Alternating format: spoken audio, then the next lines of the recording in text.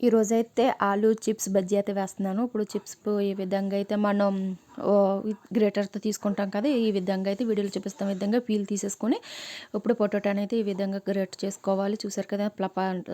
సన్నగా ఉన్న స్లైసెస్ అయితే వస్తాయన్నమాట. ఈ విధంగా ఉంటే సరిపోతది. టేస్ట్ అయితే బాగుంటది. ఇప్పుడు శనగపిండిలు, ఉప్పు, కారం, పసుపు, అలానే ధనియాల పొడి, చాట్ మసాలా, కొంచెం కొత్తిమీర ఇవన్నీ వేసేసి కలుపుకొని పక్కన పెట్టుకోవాలి. నేను సోడా అయితే తక్కువ వేసానంటే సోడా వేయను, కానీ వీడియోలో చూపించాలి కాబట్టి నేను కొంచెం అంటే కొంచెమే వేసాను అనమాట.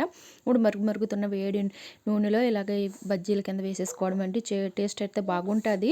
అంటే నార్మల్ బజ్జీ కంటే ఈ విధంగా ఒక్కసారి ట్రై చేయండి. మసాలాలు కోటింగ్ బాగుంటే మాత్రం ఫీలింగ్ అయితే బాగుంటుంది. కొన్ని అయితే మందులోనే ఇంకా మిరపకాయలు వేసాను, ఇంకా పిండి మిగిలిందని చెప్పి అయితే 2 ఉల్లిపాయలు కోసేసి ఇంకా పకోడీలు కూడా వేసేసాను అనమాట. ఈరోజు నైట్ అయితే చేశాను నేను. అంటే దాల్ రైస్తో పాటు తినడానికి బాగుంటుందని చెప్పి ఈ విధంగా చేశాను. మీలో ఎంతమందికి ఇది నచ్చిందో కామెంట్ చేయండి. నా ఛానల్